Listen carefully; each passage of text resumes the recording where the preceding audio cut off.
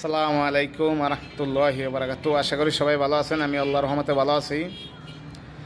আজকের একটা বিষয় নিয়ে কথা বলতে হয় যে সত্য কোনোদিন গোপন থাকে না। কারণ সত্য একদিন উন্মোচন হবেই। আল্লাহ ছাড় দেয় ছেড়ে দেয় না, আল্লাহ ছাড় দেয় ছেড়ে দেয় না। এইটাই বুঝতে হবে, এইটাই মানতে হবে।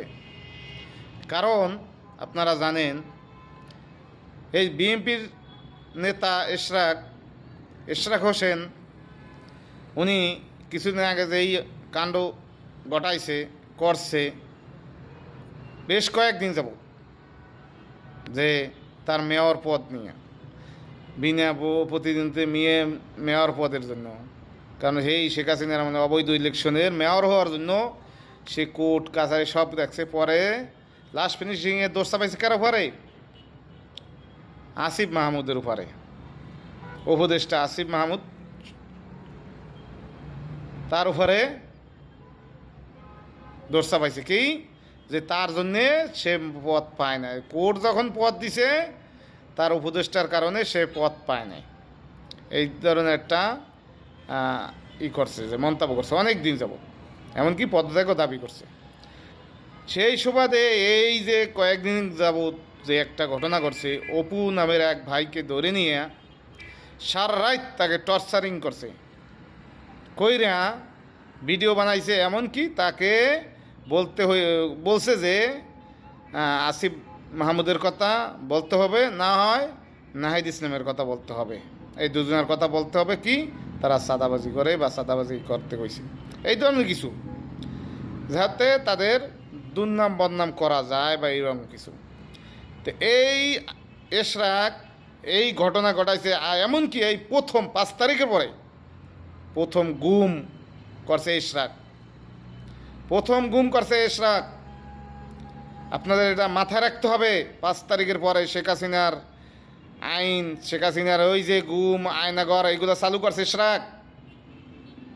আপনাদের এটা মাথায় রাখতে হবে। এই যারা প্রথম এই গুম আবার সৃষ্টি করছে তাদেরকে কি করতে হবে, কিভাবে জবাব দিতে হবে, বাংলার জনগণ তা জানে। 24শে আন্দোলনে সব দেখিয়ে দিয়েছে।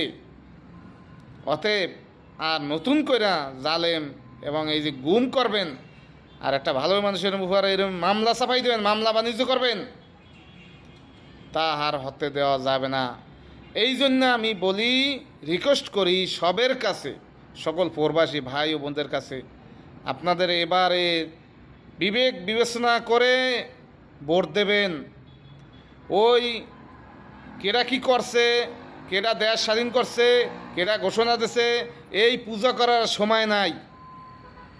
তাদের জন্য আমরা দোয়া করবো, যারা দেশের জন্য ভালো কাজ করছে তাদের জন্য দোয়া করবো, তাদেরকে পূজা করবো না।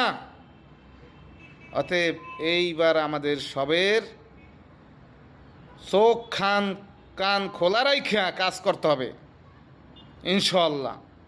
অতএব এইবার আর কোনো ছাড় নাই। এই যারা প্রথম 5 তারিখের পর 5 আগস্টের পরে যে আবার 1 বছরের মধ্যে আবার গুম শুরু করছে, যারা গুম করিয়া টর্চারিং সেল বানাইছে আবার নতুন কইরা, তাদেরকে চিনে রাখুন আর তাদের বিরুদ্ধে রুখে দাঁড়ান। ইনশাআল্লাহ এবারই ইনশাআল্লাহ পরিবর্তন হবে। আর যারা এই গুম খুনের সাথে জড়িত আছে তাদেরকে অতি দ্রুত বিচারের আওতায় আনতে হবে। সে যত বড় নেতা হোক তাকে ছাড় দেওয়া যাইবে না, ইনশাআল্লাহ ছাড় দেওয়া যাইবে না। অতএব এইবারই সুযোগ, এই সাদাবাজ, গুম, টেন্ডারবাজি, এই যে দখলদারি, ভালো মানুষের নামে মিথ্যা বাণিজ্য, মামলা বাণিজ্য, এগুলো সব রুখে দিতে হইব ইনশাআল্লাহ। সবাই ভিডিওটি বেশি করে শেয়ার করবেন। আর সকল প্রবাসী ভাই বন্ধুকে রিকোয়েস্ট আবারও করব, সবাই সাপোর্ট করবেন এবং এই বিএনপিকে বয়কট করুন। এই বিএনপিরে যারা ভোট দেবেন তার নিজের পায়ে নিজে কুড়াল দেবেন। বিএনপিকে যারা ভোট দেবেন তার নিজের পায়ে নিজে কুড়াল দেবেন। অতএব এই কথা মনে রাখবেন ইনশাআল্লাহ। ইসলামিক দলকে ভোট দেন। এই গুম খুন, এই যে টেন্ডারবাজি, মামলা বাণিজ্য থাকবে না ইনশাআল্লাহ। এটা বিশ্বাস আছে ইনশাআল্লাহ তারা কোরআন ও হাদিস নিয়ে সংসদে যাইব।